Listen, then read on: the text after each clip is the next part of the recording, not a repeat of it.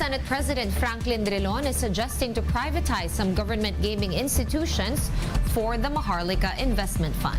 You know, in 2019, Secretary Dominguez was pushing for the privatization of the gaming industry. And he said very clearly, we can generate 300 billion out of this exercise. That's the first one. The second one is, you know, it will eliminate corruption in Yes, this, exactly. in this industry. You are shooting two birds with one stone. And the country's economic managers sat down with senators to discuss the Maharlika Investment Fund bill. Mga concerns sa provisions ng bill, sources of funding, ano po yung mga controls, kung saan po gagamitin yung funds. So, na-clarify naman po at sa Wednesday, magkakaroon kami ng briefing, ng hearing sa Wednesday, a formal hearing. Just hours ago, Norway announced a record loss of more than $164 billion to its sovereign wealth fund. The reasons: Ukraine war, high inflation, and rising interest rates. Which, of course, brings us back home and to the question if an investment giant like Norway has to suffer losses like this and face headwinds like this, can we survive the same headwinds? Still unfunded and unscrutinized, does the Maharlika Investment Fund stand a chance? We discuss in this episode of The Chiefs.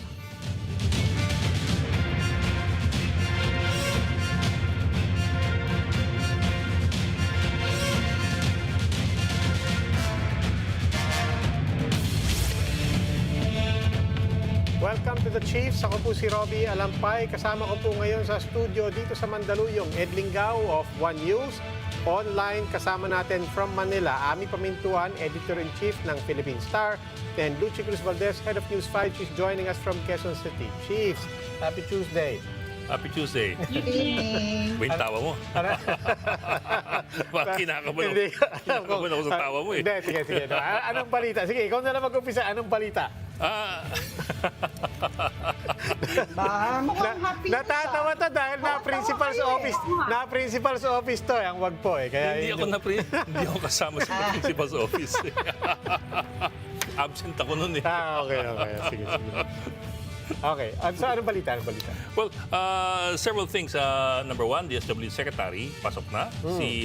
Si dating Mayor at Congressman Rex Gatchalian, taking the place of course, Erwin Tulfo. And yung nag-OIC na si Edu Punay, dating reporter ng Philippine Star. And then si Secretary, well, not Secretary, Undersecretary Berhere, ang OIC ng Health Department, nagpaparamdam ngayon. Ano ibig sabihin nagpaparamdam? Bakit kayo ano? Tsaka bakit nagpaparamdam lang? Tsaka kasi mag-a-approach. Hindi kasi sabi niya dati, baka daw masira yung kanyang yung may progression sa career yan eh. Yeah. Na baka daw ma-setback kapag naging secretary siya. Pero ngayon, I guess, nakita na niya, okay naman pala eh. Well, that's one way of looking at it. Pero meron mga chismoso kasi, alam mo naman, every time dadating yung 1-year mark since the elections, di ba? Lumalakas yung ugong na, ito na yung mga hindi nanalo, mukhang merong mga ma-appoint dyan. That's just speculation, we don't know. But that could be something also that's spurring, at the very least, conversations about who's going to be the permanent Secretary of Health. And we don't know. I mean, but this is certainly a change in tone, di ba? Because OIC Berhere has been hesitant. And people have been pushing her to go ahead and go for it. Ano man na-sound out na siya, hindi naman niya magsasalita ganyan publicly kung walang paramdam din sa kanya, di ba? Yeah, there are two sides to this. Si ano lang naman, si Ed nagiging marites pagka ano-anong mga teorya ni Ed. Ako naniniwala rin ako sa'yo, Abi. The other thing is this ang sabi ni... Usap tayo, Ed. Ang sabi ni Yusek Berhere, expect the first batch of bivalent vaccines to arrive by the end of March. But at the same time, ang US FDA at ang CDC had flagged the Pfizer bivalent vaccines for potentially, let's be clear about that, potentially Causing or potentially Yes. being the cause. I don't want to say Heart causing din eh. attacks. Being the Yes. cause of brain strokes. Well, until Yes. end of March naman siguro medyo malinawan na natin yung risk. No? Kasi marami din naghihintay yung bivalent. Well, Malalaman din natin. in the meantime, just Pero around it, pinag-iisipan na nga ngayon kung itutuloy pa ba yung di ba? Yung under emergency alert tayo. I mean, the fact that we're even talking about the possibility of lifting that now, I wonder if people will still go and get their bivalent. 1 million lang naman yan ang donated by under the COVAX facility. The COVAX facility. Kasyang-kasya na yan dun sa mga Sa pranika. mga gusto. Pareho ko. Ako, I'm sure naghihintay pa rin mauna ako ka eh. sa pila. Anyway, Pareho ko. to Lucci's point, we have concerns, of course, there. Lalo na sa short term, we're trying to reopen the economy. We're trying to see how all of this impacts. But just to round out the news for today, long term, medium term, even short term, of course, the president unveiling the PDP, the Philippine Development Plan for 2023 to 2028. Pag-uusapan natin may have implications for that as well. So we will speak to our first guest after this break. Stay with us. The Chiefs will be right back.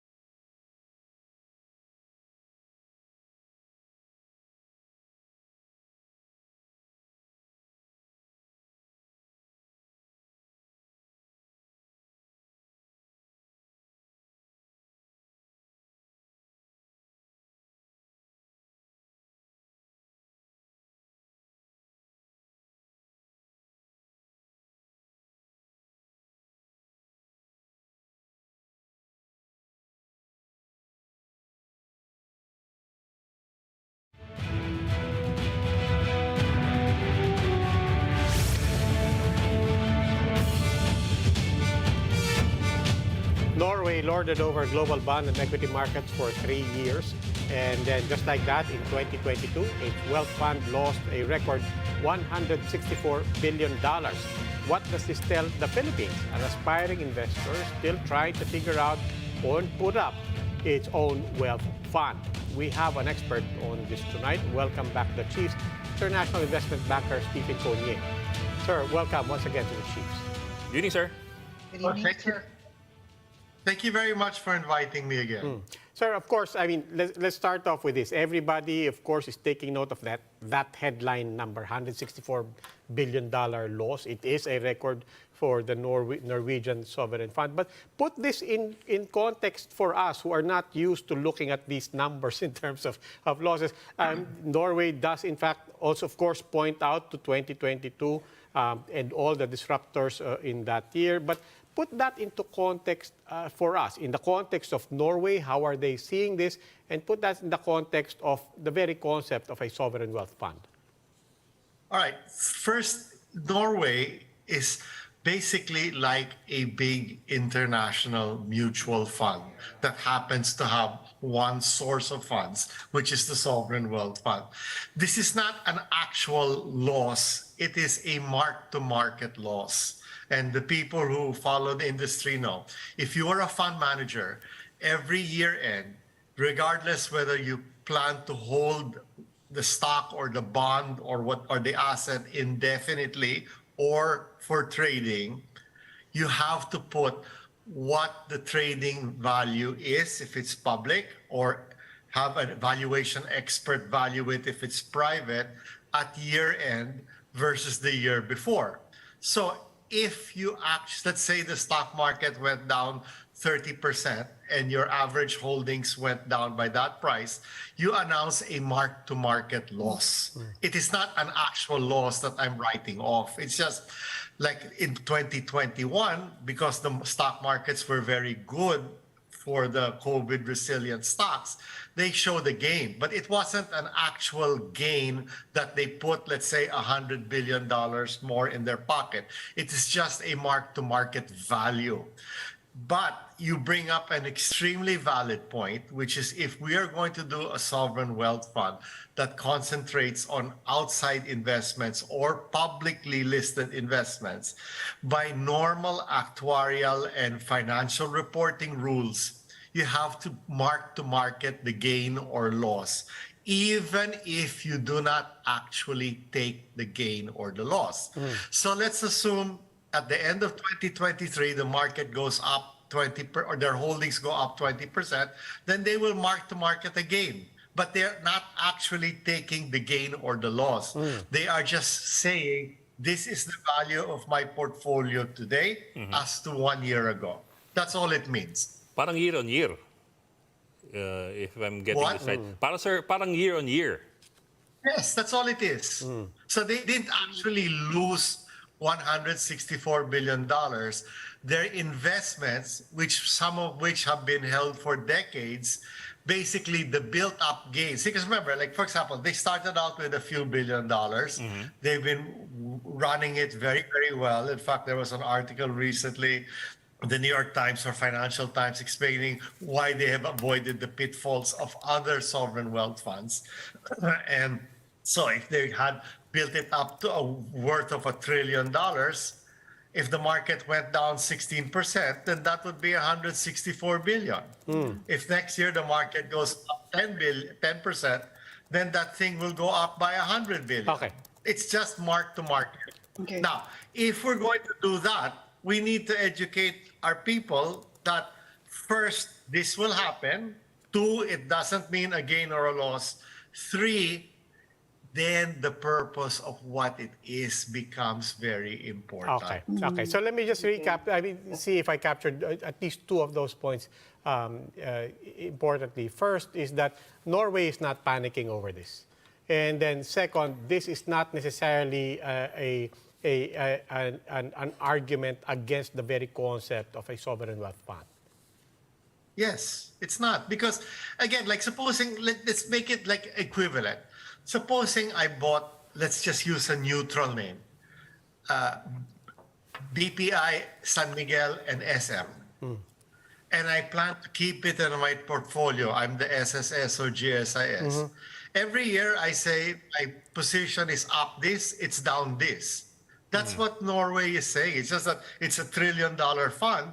So if the market goes down 20%, they'll lose $200 billion. Okay, If the market goes up 20%, they'll gain $200 billion. Okay, so why do you say that this is where the purpose of the fund becomes, plays an important part in the decision making now that we have to make, right?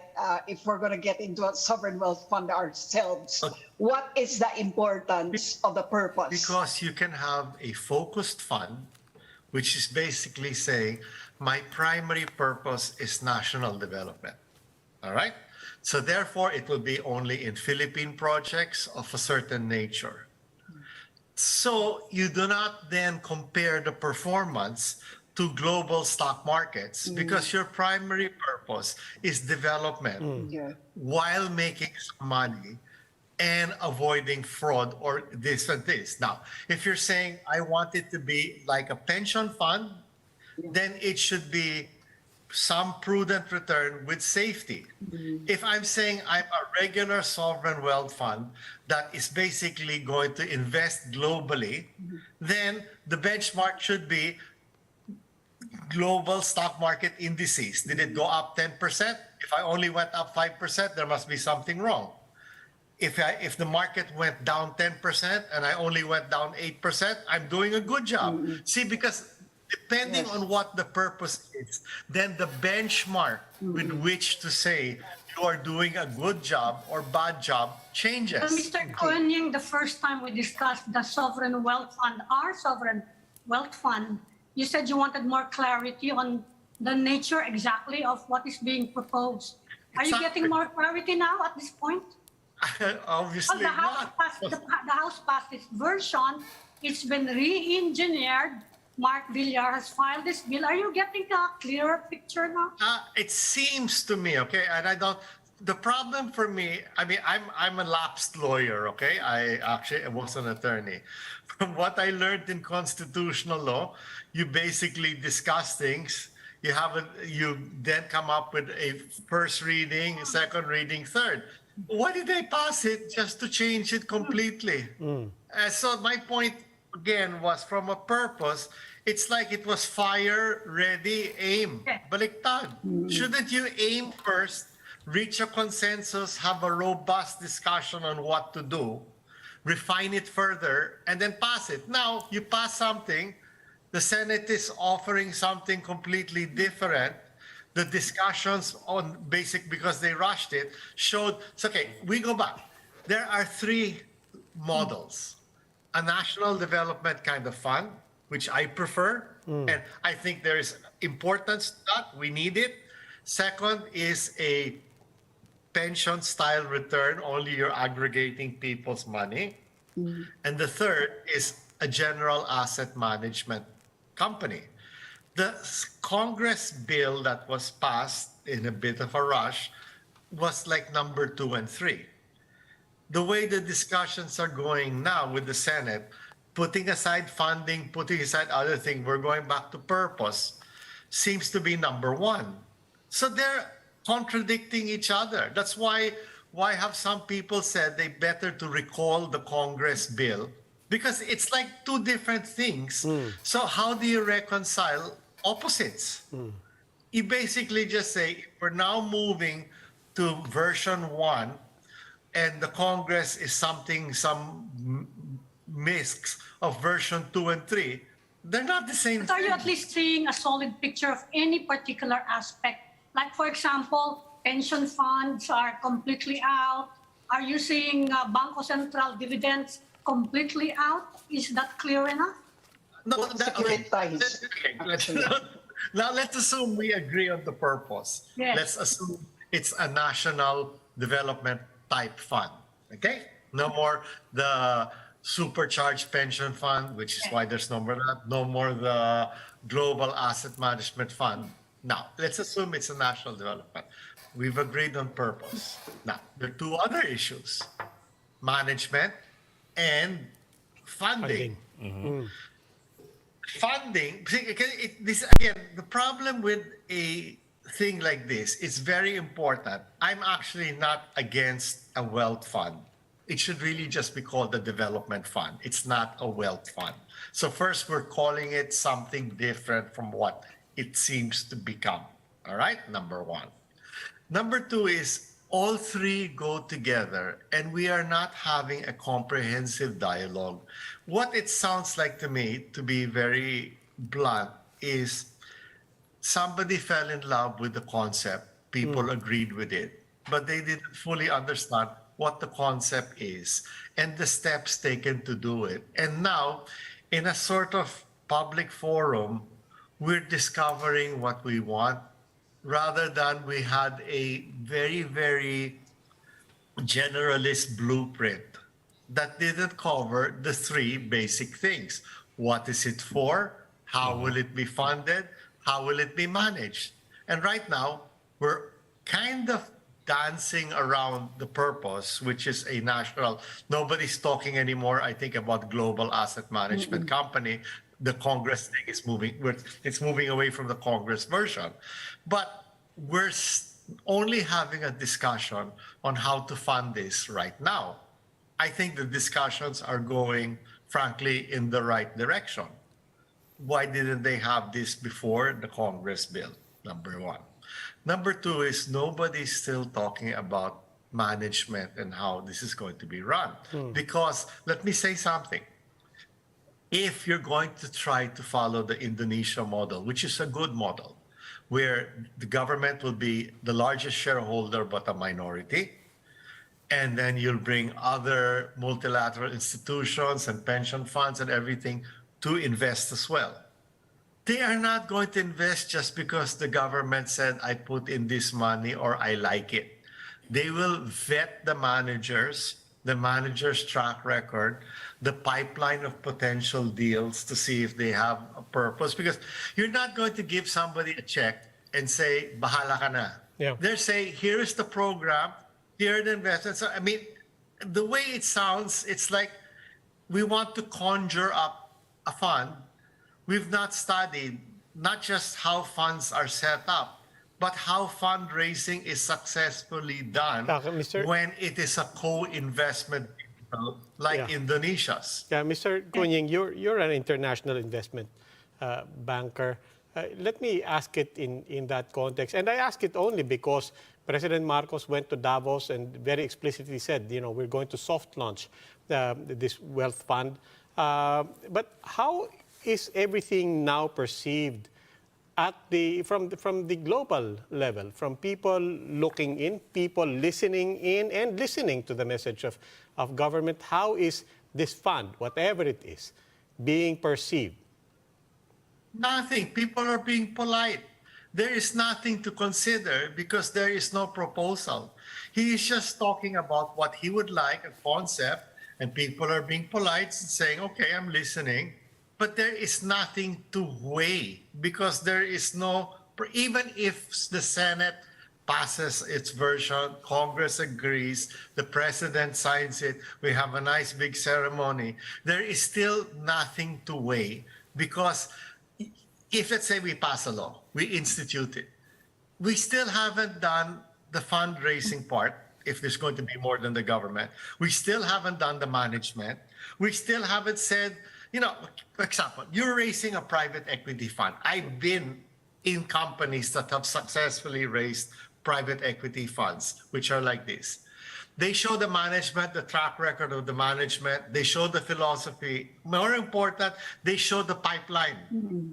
In some cases, they already have bought assets and they said, we're warehousing it here. Now we're going to put it in the fund at this valuation. There's none of that. Okay. So there is nothing to observe. There is nothing to opine on because it is right now. It's not yet a plan. It's an idea. So how do you think this should be approached? Do you think if it's even legally possible to just scuttle it at the moment and redraw? Is that possible to just go back to the drawing board again and, follow the steps you have just enumerated in order to come up with it, if at all it's still logical or even practical to put up a fund, a sovereign wealth fund? Let me answer your question. First, it's legally possible because nothing exists. We have a bill. Mm-hmm. We don't have a fund. We don't have a law. Mm-hmm. We don't have anything in place. So first, it's legally possible. Okay. Second, is it logical or practical? It is not logical and practical. It is necessary. Because otherwise, first of all, let's assume you want to appoint so-and-so to be the head of the fund. What will he say if he's a serious person? What am I getting into? Mm-hmm. Number one. Number two, let's say you want to have people put money into the fund alongside the government. What are they going to say? Who am I backing? What am I getting into? So it's not logical. It is necessary. It is a precondition. Sir, let me go into the president is he doesn't want government financing institutions as a source of funding, and he wants he wants it to be a private sector initiative. How viable do you think this is under the circumstances? Okay, let me throw the question back at you. If you were asked to invest in it as it is presented today, will you? Ano i-invest? Saan ako That's why we don't know what we're investing in. We don't know who we're backing. Yes. So, in fairness, let me say, at least on the funding part, because of robust discussions from people like you and other people taking this very seriously, we are moving in the right direction. Rather than just let's take excess money that isn't excess from certain government institutions, they're now saying, wait, let's actually raise the money. That's good. I think we're moving. So the way the discussions sound about selling government assets, inviting people, Yes, sir. they seem to be moving away from a GIC model, more towards a Temasek model. Remember the last discussion I explained. Temasek is not a sovereign wealth fund. Temasek was more like an NDC, National Development Corporation, which had government assets, grew them, sold them, added others, invested since. So it's starting to sound a bit like that, which makes, frankly, more sense. You're not burdened. Because, like, for example, the central bank's profits are supposed to recapitalize the central bank so it can increasingly be robust in defending the currency and protecting our position. Now, yeah, so it's not like just that profits of the central bank are something to celebrate over and dividend. No, Yes, sir. you're supposed to build up. Yes, sir. You're supposed to build up the balance sheet of the central bank. So I'm glad, and then GSIS and SSS, they can make foreign investments if they want. They can make infrastructure investments. They can do it. But let them do it from the purview of someone whose first job is to protect the retirement money and pensions of their members. They can still pay. But if we're going to do a specialized fund to help development, then maybe, yes, let's raise it from other sources. But that's a theory or in a goal. Now, how do you achieve that goal? You better have the right purpose. You better have the right management. Yes, sir. But, sir, imagine I say tomorrow, let's get this man off the street and make him a fund manager. Bibigyan mo ba ng pera? Hindi. Let's say you bring in a strong management team, one very good in infrastructure, one very good domestically, one very good in structuring. Then you might say, oh, sige, tatayain ko ito. That's why I kept saying, nobody's even talking about the management besides the structure and besides the funding. yes, sir. Pero, sir, Why do last the international funds advertise their managers? Because their managers have a trusted record. Yes, sir. Sir, but last week, si Secretary Jokno was proposing, selling government assets, including power plants, casinos, even PAGCOR, which actually funds a lot of government programs. So we're not really looking at least the Finance Secretary was not really looking at what would appear to be surplus money.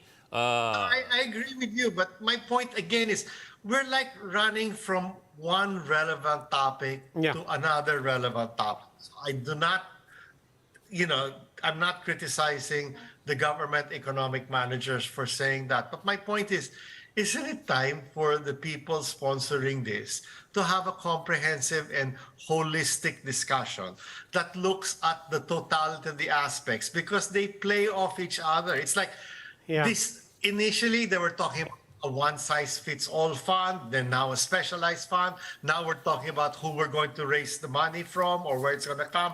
Nobody's yet talking about the management. Shouldn't this be discussed in its totality? I'll start off. It's not really a question that I'll start off from, but it really does sound like people are now confused by what this is. But it also seems like that the politics is in the way of an honest retreat and a sincere looking at it is from a fresh canvas. It's possible that there's a face-saving element coming in here, given that this was such a high-profile initiative by the Speaker of the House and President Marcos, for that matter, and maybe even people who realize that they should bring back the conversation a few squares or back to square one, are just trying to look for the language that allows us to recast the conversation as properly as you suggest, without having to change the language because the terminologies were set from day one. And like I said, there's some face-saving element here. if in fact that's what we're looking at?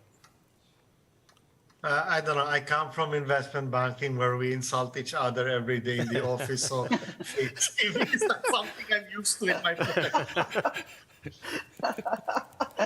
So there's free saving does not even factor in here. We call people stupid and fire them and promote them in front of everybody. So this kind of stuff, it's like, yan lang. At least from my world. That's why I'm not in politics and I'm not in government. Exactly, precisely. I won't survive 10 minutes. I'm too glad. Yeah. And does this mean that there are not enough investors in Congress, I guess, to understand how to do it? Okay, I have great respect for experts in any field. I'm an investment banker. I don't claim to be a spiritual advisor, a legislative guru, okay, or a champion of government bureaucracy and how to run it. I have respect for the people who do that because it's a very different world and a very different expertise. I'm just talking from the point of view, is how are you going to structure this, how are you going to raise money, and who's going to manage it. All three go together if you want to do it successfully. Now, base saving, structure, way in, way out. As I said, bahala na kayo. I mean, I'm just saying what should be done. How you turn the meat into sausage, bahala sila. Okay. Okay. Mr. Stephen Conying, International Investment Banker, Stephen Conying. Sir, maraming salamat. Thank you, sir. Sir. All right. Thank you again for inviting me. Okay. And we'll start up another conversation after a quick break. Keep it here on One Year.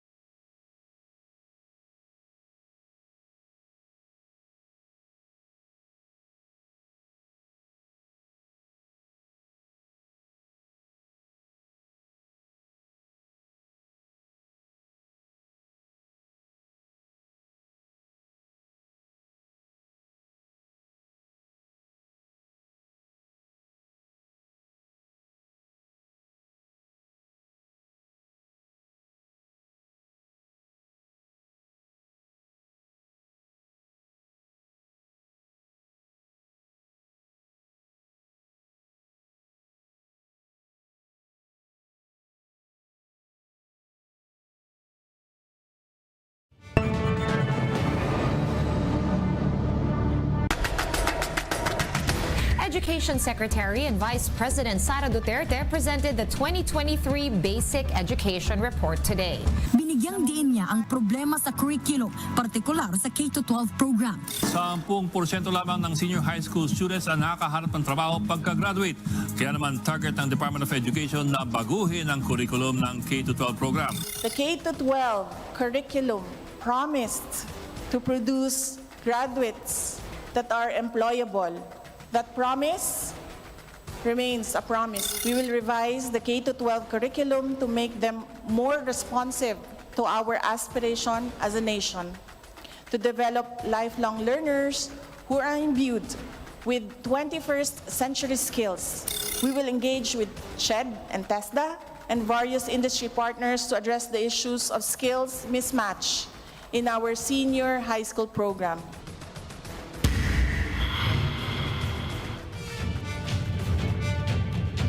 The K-12 curriculum, which added 2 more years in high school, will be under review. VP and Education Secretary Sara Duterte announced this in her basic education report yesterday. Sharing her insights is Dayan Fajardo Valencia, the Deputy Executive Director of the Philippine Business for Education. Ma'am, magandang gabi and welcome back to Chiefs. Magandang gabi, Ed, Ami, and Lucy, and Robbie. Thank you for joining us tonight again. Yes, ma'am. Ma'am, of course, yung emphasis ni Education Secretary Duterte is revising the K-12 curriculum because of their findings na severely lacking yung core learning competencies, literacy, mathematics, and also as well critical thinking is not being taught very well. Let's get your feedback first. We're certain you've heard the speech, maybe you've even read the report. What do you think? So, thanks for the question. So it's really a welcome development because we've been calling for measures to address the learning crisis even before the pandemic. And the things that we're seeing now are effects of decades of neglect. So many items in the report were also part of PBED's agenda. So it includes reading comprehension, reading remediation, curriculum decongestion, and industry involvement in curriculum development, proper implementation of mother tongue or MTB-MLE, private-public complementarity, and improving teacher quality and support, and many more. So masaya kami na natakil yon, and with the baseline of the data, it shows accountability, but at the same time, we're also looking forward to a more detailed report and target. So para talaga makita natin para talaga measurable at makita natin yung progress every year. The main objective was to make high school graduates employable, no? So yun nga yung sinasabi ni Secretary Duterte, no? Ni VP Duterte na hindi nga na-achieve yun. I guess the question now is really, what are you going to do with the curriculum, specifically of the 11th and 12th, tama ba ako, to make sure that once they finish those, at least, no, that they will be employable? Or is the fault in the employer side? Baka lang yung mga employers ang ayaw ng high school graduate. Where does this stand? I think it's a combination of many factors. So first, we shouldn't just look at the 11 and second grade curriculum, because the competencies that they should have learned in these years should have been learned in more much earlier years. So for example, literacy, numeracy. Right now, because some schools or some teachers are promoting our students even though they don't have the competencies, no? So, pagdating ng grade 11 or 12, hindi pa rin marunong magbasa o hindi pa rin nakakaintindi ng simpleng paragraph. So, dapat hindi lang 11 and 12, but we should make sure that in the early years, they know how to read, they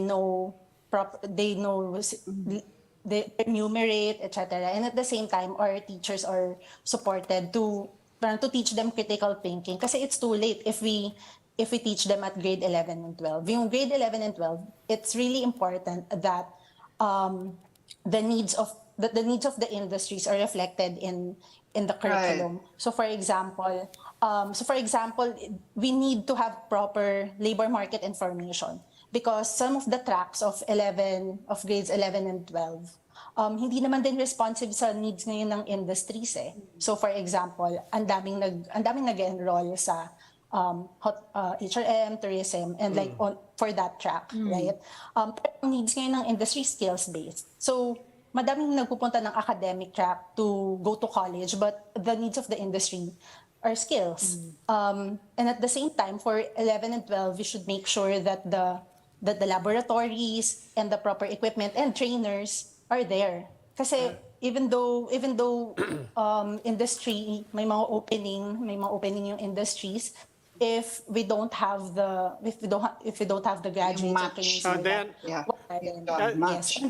Dayan, could I clarify? Yes, in a study before, sure. No, go ahead. Sorry.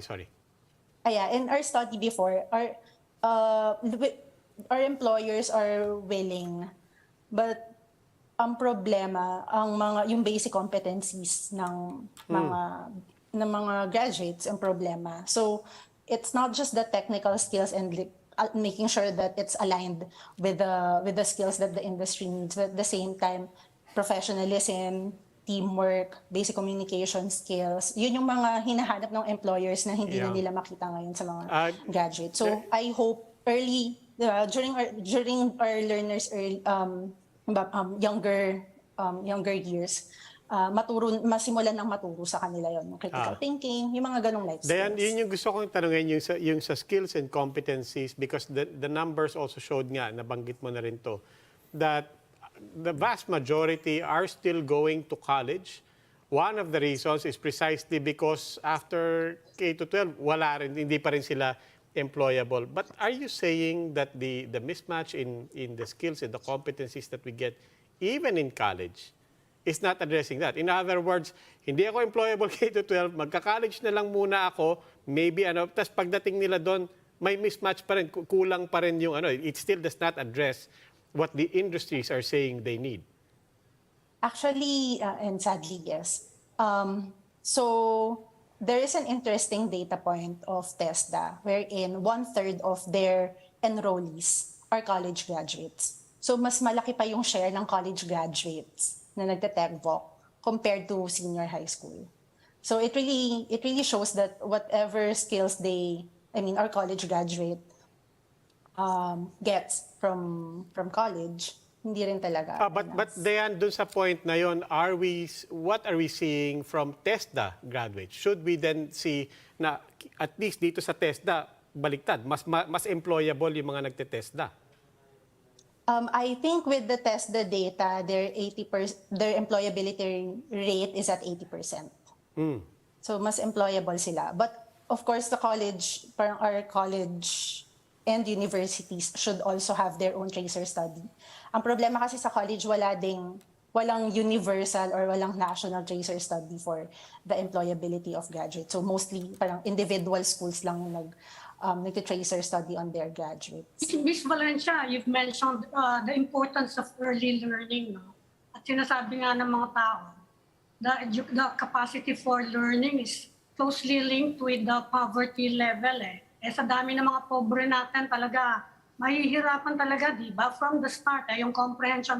Sa nutrition lang, paano na yan? Mentally and physically stunted na yan So kung priority for reform at the early education level, ano yung pwede? Kasi yung comprehension problem start from childhood yan 3 years old pa lang yan Nahihirapan na yan kung kulang yan sa kinakain Kulang na sustansya yung kinakain Anong remedyo na? And especially for language proficiency. Kung ang salita niyan hindi naman marunong nung actually mother tongue hindi nga malaman, di ba? There's a discussion kung anong mother tongue ang gagamitin in certain big cities kasi iba-iba yung mother tongue ng iba-ibang households. Anong priority, if you will be asked, anong priority dapat gawin to address all these deficiencies related to the income level for basic education? Tama, that we should really focus on earlier years. Sabi nga nila, parang the Filipino families really invest in college. Parang pinag-iipunan talaga. But if you look at studies, parang biggest bang for the buck talaga, yung pag-i-invest in early years. So for example, 1 out of 3 children in the country is stunted. So pag stunted o bansot, developmentally, hirap na silang maka-catch up sa study, sa learning. So yung stunting, actually it can be prevented even pre-conception. So dapat we avoid teenage pregnancies. At the same time, if ever there are teenage pregnancies or if there are mothers who don't have jobs, ganyan, or they don't have the means for proper nutrition, we make sure that at least they have supplemental folic acid, etc., vitamins. Kasi dito magsisimula yung stunting ng bata. And if ever they are born stunted, dapat from as early as the first 1,000 days, ma-remediate siya. Or by the age of 3, let's make sure that they're well-fed. So mag-focus talaga sa nutrition and feeding program. But in the short term, kasi siyempre kawing-kawing naman talaga yan. Pero kasi kung babalikan pa rin natin, I know that all of these things have to be done simultaneously, But in the short term, are you feeling, is the department feeling a need to resolve the issue of the K+12 about whether it should go on or whether we should just go back to the old system first because the idea of employing them after high school is not working anyway. What seems to be a growing resolution toward that particular problem of whether K+12 is proving effective or ineffective? Yeah. So we think, and I think this is the same, hopefully no, this is the same thought of the Department of Education. And I think based on their plans, it's we're the same, that we really need to improve because not much investment has been directed to the K-12 since its passage. Diba? So even for the teachers, we had a study before back in 2013 Yes. that the schools are that the teacher schools are not performing. 10 years after, on Thursday we'll release another study, dismal results again. So it's not just DepEd that should act. So test the CHED. Lahat talaga kailangan gumalaw. Dayan. For the short term, I think na-mention din kanina ni Am, the MTB MLE implementation. I think and we think that it should be properly implemented because right now there's no proper language mapping. So for example, when we had a consultation in Baguio, even in Baguio, which is already a city but also a melting pot, no, some schools are tagged Ilocano speaking school. So binigyan sila ng mga Ilocano materials. However, there are no teachers speaking Ilocano or yung Ilocano na binigay sa kanila na materials are Ilocano lowlands and they're speaking another dialect, no. So they're speaking Ilocano highland. So yung mga details na yun, yung mga kaya hindi na implement ng maayos. And all studies show that if a child understands the language or the world where he or she lives in, no, mas madali sa kanyang makaintindi ng another language, for example, English. And let's also admit na kung ang mother tongue niya English, 'di ba? If sa bahay ginagamit na English, edi English na yung ituro sa kanya. So yung mga ganung granular details of the implementation, kailangan lang paigtingin. Dayan, gaya ng sabi mo at gaya ng sabi ni Vice President Sara Duterte, this is systemic. No? Ang dami natin kailangan kutkutin and we keep going back and back and back to, the basic things. But ang tanong ko, sa level ng pamilya, sa level ng magulang, or even sa level ng isang high school student, a young adult, without having to wait for all the system changes that need to happen. I'm in the middle of it right now, sending my child to school, or I am a high school student right now. Can we navigate ourselves through this flawed system? I mean, in other words, what would you advise a young parent right now or a young teenager who's about to enter high school? Is there a way that they can navigate their own lives through this very imperfect system? Yes, kaya naman. Sadly, we can't wait for all the reforms of the government. But at the household level, it's important for parents and students to look at what available jobs and at the same time align it with their competencies or yung mga interests nila. Kasi ang nangyari parang lahat fixated sa college diploma. I think skills training is a good first step. And then if kailangan nila ng college diploma, good. But I think there are openings, especially if they need to earn money soon. There are openings that can be acquired through test the training. Okay, balikan ko lang yung language, kasi President Marcos has said he wants Filipinos to regain English proficiency or edge, You think the teaching of English or the use of English as a medium of instruction should be introduced earlier in basic education?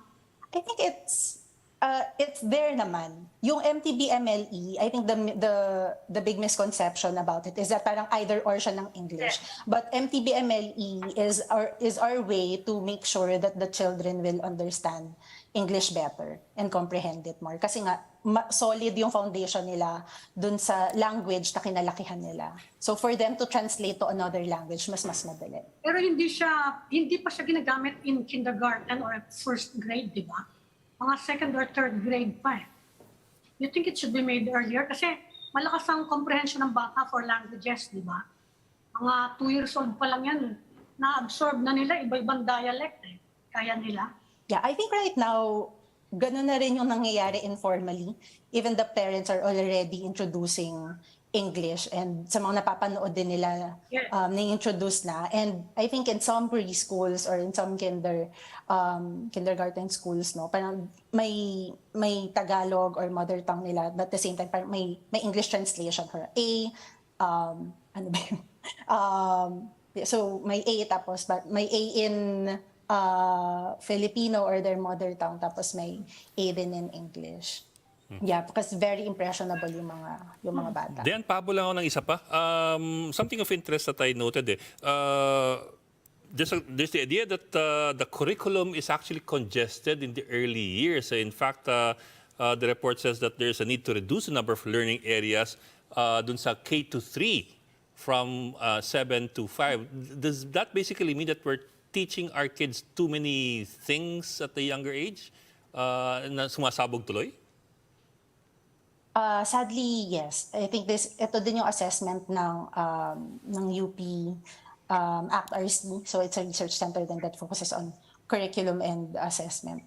So yes, madami. I think kasi ang dapat na gawin for K to 3 ay mag-focus talaga sa language. And the other competencies or the other subject matter, pwede kasi siyang ma-embed while we teach English or while we teach Filipino. So we don't need another subject for them to learn that. So for example, science, no. So pwede syempre dapat may separate subject for science. Sorry. For example, sorry, I can't think of a particular subject, but we can embed some lessons in the English subject. For example, like love for the country, ganyan, critical thinking. So while they're reading a text, pwede natin siyang ma-embed or through the examples of the teachers. Mm-hmm. Okay, Dayan, maraming salamat. Thank you. Thank you, Maraming Dayan. salamat. Thank Dayan you. Fajardo Valencia is Deputy Executive Director of the Philippine Business for Education, or PBED. And that is all we have for the Chiefs. We hope it was discussed. We'll keep the conversation going. Ako po si Robbie Alampay. I'm Ami Pamintuan of the Philippine Star. I'm Lucy Cruz Valdez of News 5. I'm Ed Lingao. We are One News, all sides, all the time.